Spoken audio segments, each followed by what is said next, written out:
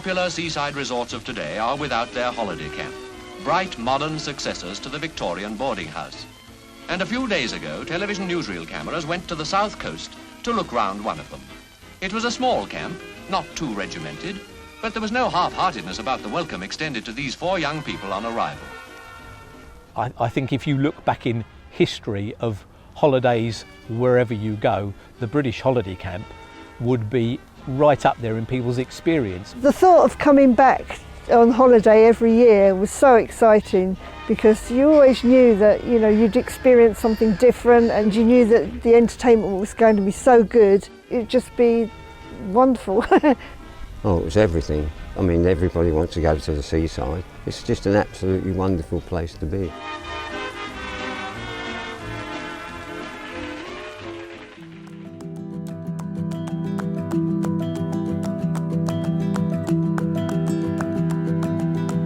British holidays really go back to the 18th century, when wealthy people started travelling to the coast for the sake of their health. Doctors had told them that the best cure for pretty much anything, actually, was to take a dip in the sea and to drink seawater. So they had to go to the sea to do this, and there wasn't really any accommodation for them. There wasn't much to do, but when they weren't dipping in the sea, that was an opportunity for local entrepreneurs to build theatres, libraries, assembly rooms. That gave people an extra reason to go to the coast, and that kind of snowballed into the beginning of the British seaside holiday. A holiday camp is a place where everything you need for your holiday is on site. And the benefit is also that there's an all-inclusive charge, and this was seen as really revolutionary, in fact. So you would get your place to stay, usually a little chalet, and all your meals were included in the price, and all your entertainment as well. And it also had a really communal feel, because you're there for probably a week with the same people, you can get to know them, and that was, you know, a really friendly place to spend your holiday. The first time that Hayling really was put on the holiday map was in the 1820s, when they had speculators, and Lord Norfolk had this idea of creating utopia by the sea. So in 1825, Norfolk Crescent opened. It was part of an idea of creating a new town specifically as a seaside resort on Hayling Island. And the idea was that the crowds would simply just come. They would come and find Hayling, and it would be put on the map, it would be the new Brighton. But actually the transport links just weren't good enough for people to get here, and so that's why Norfolk Crescent was never finished. And then it really took the arrival of the railways, but more importantly, coach and car travel after the First World War, to really create that sort of holiday resort element to Hayling Island that had been envisaged a century before. There were 5 major camps on Hayling Island. So we had Southley, which was originally the civil service camp, and then Northney Camp, Warners, Sunshine Holiday Camp, Coronation Camp, and Sina Warren. In the post-war peak of holiday making on Hayling Island, there was something like 5,000 people coming by rail every Saturday to probably stay in the holiday camps predominantly. Bear in mind that at that time, the resident population of Hayling Island was about 3,000. So you've got more than that coming every summer Saturday. That's a really major influx. So the holiday camps really did help transform the whole of the British seaside economy, really.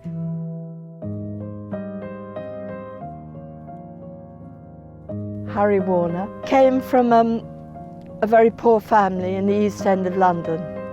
And when he joined the army, he saw how so many poor boys had joined because they had nothing else to do, no work, and their parents had said, go on, join. And he became an officer in the army. And so one of his things was always people from poor families should be looked after as well as possible. And that was his guiding light in the camps to start with. Harry Warner was a really important person in the holiday camp story, and very, very important for Hayling Island. He was demobbed from the Royal Artillery after the First World War. He met his wife, Cecily Flora, and they talked about it and decided they'd like to move to Hayling. And they together bought the Grotto Cafe, at Hayling Island to serve the new influx of tourists that were coming by, charabancs and coaches, and they were really successful. But Harry Warner had more in mind. You know, he wanted to, I guess he did want to make his fortune. A lot of the people that came were from the civil service camp, which was called Southley. And they used to say to Pop and Granny, oh, the food's here so good, we have to do our own food and we have to make our own entertainment.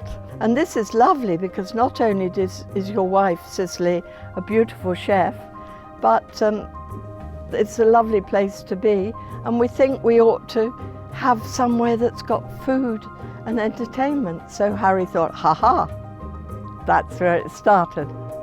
He saw the example of the civil service camp at Southley, and he acquired land at Northney Farm and set about creating a luxury version.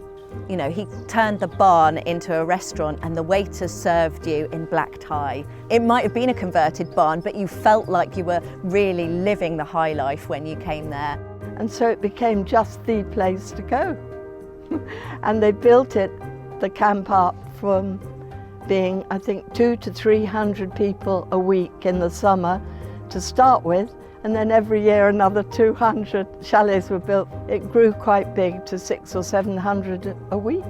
And Harry by then had met Billy Butlin. Billy Butlin came to holiday camps in the early 1930s. His background was in travelling fairs, and he went from travelling fairs into static amusement parks, and he made a lot of money. And he saw what Harry Warner was doing here and the success of the civil service camp as well. Harry got chatting to Billy, and Billy said, you know, I'd love to have a fun fair of my own one day. So Harry said, come and see me at Hayling. I've got a large bit of land next to my cafe, and you may well think that you could put your own fun fair there. So he did. And that's how it started, that the two of them worked together. He went into partnership with Harry Warner, and so together they built a holiday camp at Seaton in South Devon, and then they also invested together at Dovercourt, which is in Essex.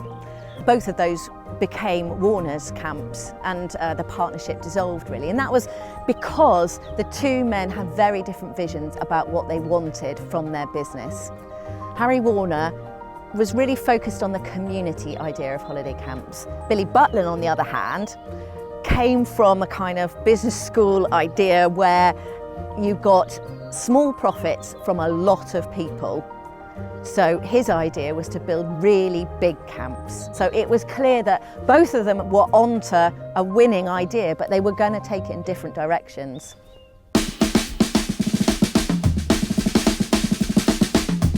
The entertainment staff at holiday camps were really important. They were really high profile. You think of the famous Butlin's red coat, and Warner's had green coats, and Pontin's had blue coats. The uniform that we wore was either a white shirt and big brown velvet bow tie and brown trousers, or we wore an all yellow outfit, and we were called Canaries. The reason they wore that uniform was to make them easily approachable by people. So the entertainment staff would lead the entertainment, the shows, the dancing, the singing, all that kind of stuff. But they'd also be there to draw people sort of onto the dance floor. And that was all part of that sort of community ethos, really. I mean, in the entertainment staff, you did practically everything apart from work behind the bar and make and cook the food. So you were a sports organiser, you were a childminder, a bingo caller, anything that sort of tried to keep the guests occupied, that's what the entertainment staff did. It was about entertaining. You looked after children, you worked round by the pool, you organised all the entertainment, and you had to sort of participate really. It was about keeping the guests at the camp happy really, and making sure that everything ran smoothly. They entertained the people all the way through the week.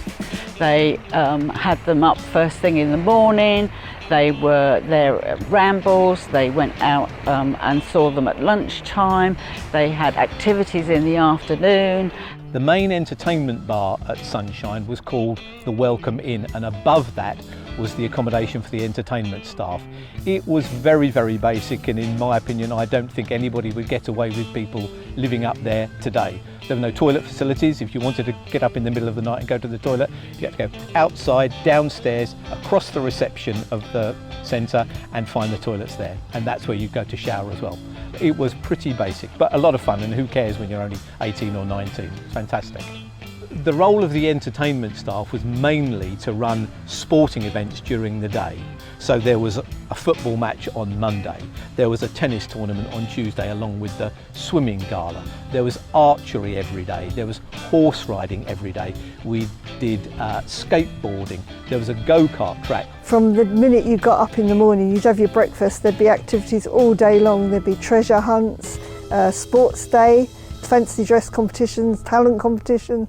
Well, each week there would have been a bathing beauty competition, and the men used to have the knobbly knees competition, so they used to have to roll up their trousers, or if they had shorts on they didn't. And I think it was probably the winner of the bathing beauty competition used to have to go around and see which were the knobbliest knees. It was hysterically funny. I mean, you had somebody who's your granddad with his braces on and his trousers rolled up. You had a granny who was probably 95 with her curlers still in, ready for the evening. And she would do the glamorous granny competition and beauty contest, which not a thing of today, not something that we would even consider doing these days. Some of the other things that we did at the evening's entertainment, there used to be talent competitions, and my grandmother, who lived in Brighton, used to come to Sunshine on holiday every year. And she had a very interesting past. She used to sing on the music hall stages back in the 20s, and she had a couple of records produced. She could sing like an angel, but by now she was a lady well into her 80s, but she used to come along and she'd bring her big crinoline show dress she would wear and bring her music dots to give to the pianist, and she would play them. And the most embarrassing thing is she used to win all the time because she sung beautifully. It was great, but she was a born show-off, which is probably where I got it from. But it was lovely to see her there, but it was a bit embarrassing when your own grandmother wins the competition.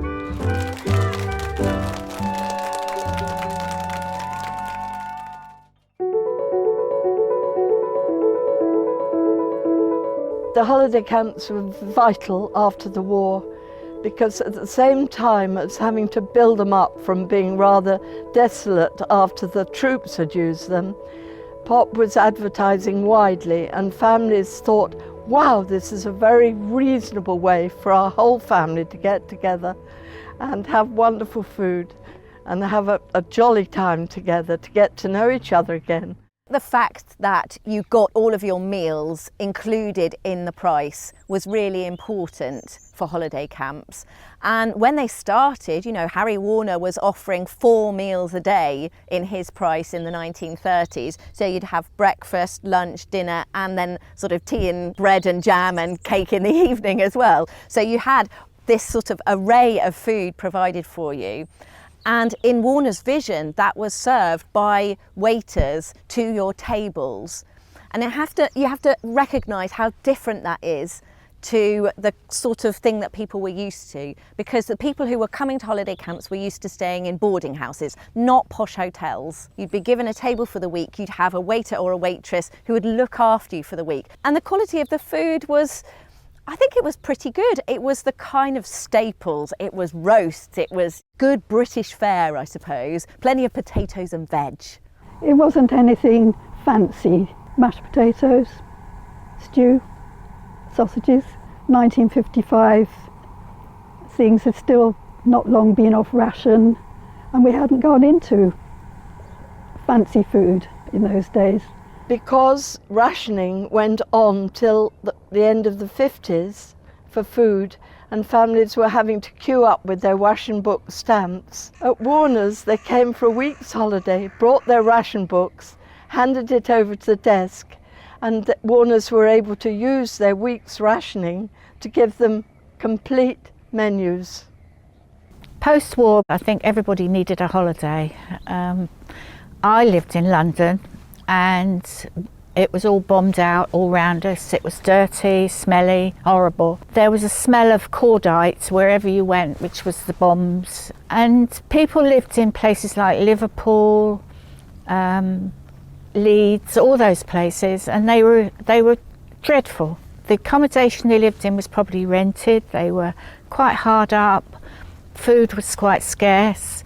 And to be able to go away from that and somebody look after you was, I think, very important. The meal times were 8:30 to 10 o'clock for breakfast. The lunch was 1 till 2 and the dinner was 6 till 7:30. For breakfast, some days we were cooking up to 600 fried eggs. For lunch we probably cooked around 400 gammon steaks, and in the evening probably about 450 chicken portions. But overall we cooked about 2,000 meals a day for 550 guests. There was about 20 staff in the kitchen. We had probably about 6 or 7 chefs, then there were kitchen assistants, and then there were people actually serving the food. So it was quite a big operation. The fire in the kitchen actually started during the lunch service. We were all serving the meals to, I think, about 500 guests. I was in the centre of the kitchen watching the service, but behind me was the cooking area with the stoves. On the middle of the stove was a huge stock pot. The stock pot actually boiled over, and the fat from the stock pot set the whole cooking area alight. The flames went up through the extractor and out the chimney at the top of the roof. And we were all still serving food. Well, I went to speak to the chef, but he'd gone. He'd actually run out of the kitchen. So I was there with the third chef, and we were still telling the staff to keep serving the guests. The flames were getting bigger and bigger behind us. The smoke was coming down from the ceiling. All of a sudden the firemen rushed in the back door and said, "What the bloody hell are you doing here? Get out, all of you, out."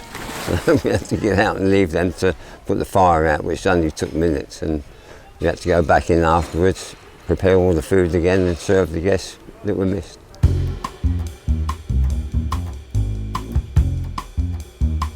The bars were extremely busy in a holiday camp. I remember as a teenager watching them install a tank in the cellar of a bar, because they used to sell so much Red Barrel. I mean, the tank probably was 10 foot tall and about 3 foot wide, and instead of beer coming in barrels, they would pump it into a tank. So there was lots and lots of beer sold in holiday camps, and the floors used to just end up being ridiculously dirty. The people having dinner used to have a lot of wine, which people didn't have in those days. That wasn't the sort of thing that you had at home in the evening. You didn't just go to the supermarket and buy bottles of wine. So when you were on holiday, people would go mad. Floors were absolutely covered in alcohol, and they would be like ice rinks. You just walking along, just slip, and tray would go flying everywhere. It wasn't good. The staff got paid on a Thursday. Thursday night was our night out. We didn't go out most of the week because we couldn't afford to. But the one thing we did do from Sinai was do a run to the Shades public house, which had an off licence next door, and they used to have barrels of Merrydown cider, and we used to take our own bottle and we used to fill them up, and then we used to drink that before we went out. And there was 5 nightclubs on Hayling Island at that time, so there was plenty of places for us all to go. Staff blocks in the camps are renowned for being a den of iniquity. They're also the best places to have parties. They would have chalet parties where they would put like a dustbin at the end of the block and pour all their drink into it, so it became a punch. Some people would take the bedding out of the chalet and put it on the roof. That was one of the pranks that they used to play. We also had rambles, we also had pub crawls. We did all sorts of things. It was the best 20 weeks of our life when we were young. We went everywhere, we did everything that we weren't supposed to. We had an incident in the hut when we were getting ready to start work in the morning. We had a wardrobe that had all our overalls hanging up in it. A friend of mine, Vivian, decided it would be a good idea to see if she could fit herself into the wardrobe, and it fell over. So she's stuck inside the wardrobe on the floor, face down, and we decided, me and my mates, that instead of trying to get her out, that we'd dance on top of the wardrobe. So with her inside it, shouting and screaming at us to get off, in case we went through it. Yeah, we didn't take life very seriously.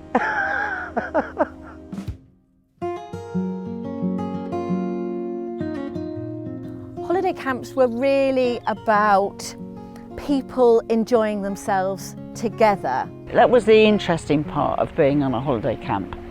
You met so many people, so many interesting people. There would be people coming from Liverpool, Manchester, Scotland, and that's staff as well as campers or guests. I still have friends now that I've known for 50 years that worked at holiday camps. When I managed to get a post at Warner's, and we're talking early 60s here, it was a bit of an eye-opener really, because there was quite a demographics of people. It didn't matter what age they were, what colour they were. I think it taught me as a person to respect everybody.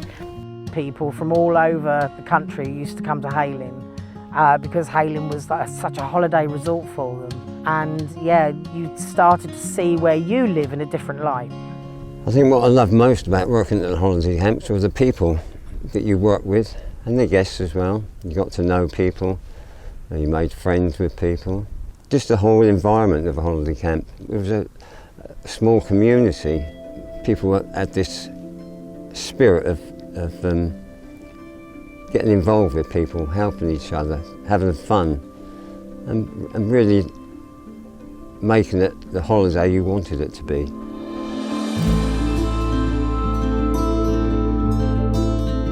Holiday camps declined because they fell out of fashion. Now, in the 1930s, when they were the newest, pioneering, revolutionary thing being built here, they had that sort of allure of novelty in the 1930s, and people were desperate to come. And after the Second World War, people really needed holidays, and they actually had proper paid holiday time as well. So the impacts of that were really being felt through the early 1950s into the 60s. But they got increasing amounts of paid holiday time, incomes were increasing as well, and aspirations were increasing. So the old-fashioned holiday camp wasn't really cutting it anymore.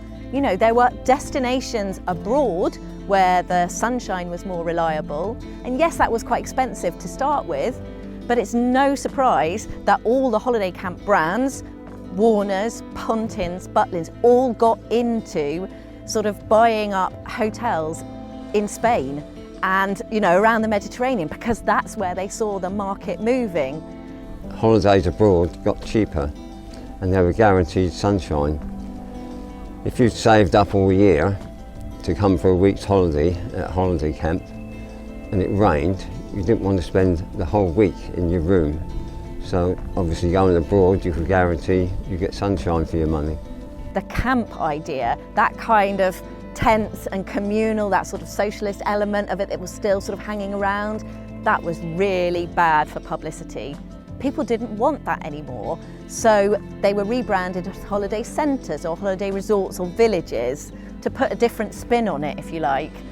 I think it's a shame that there are no holiday centres left like Sunshine, because they were wonderful, informative places and they help people have a good time. But at the time, it must have cost an absolute fortune to run a place like that when you had 15 or 16 live-in entertainment staff.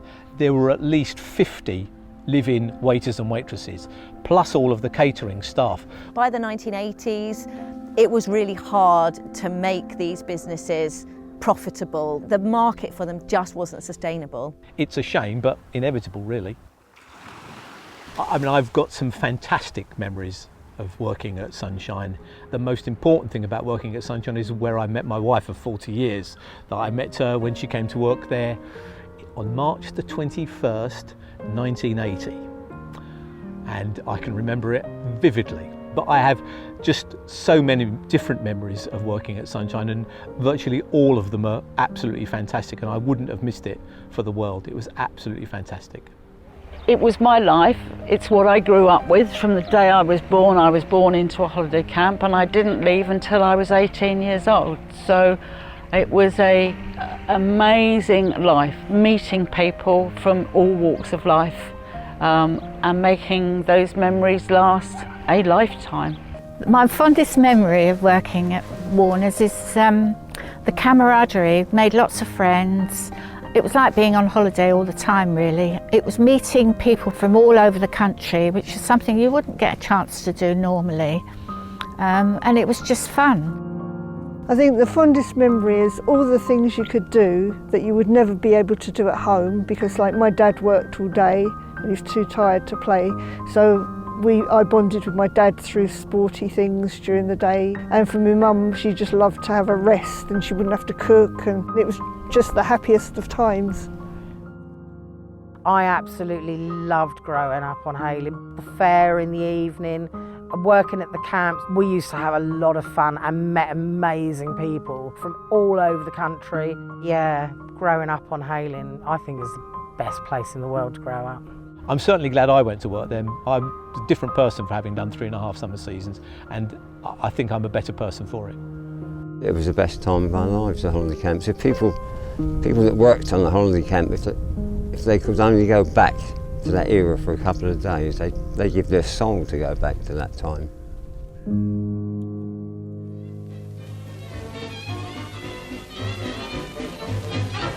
With plenty to drink, plenty to eat and plenty to do, holidays like this go all too quickly. But while they do last, they're a grand tonic for those who like to take their pleasures in a crowd.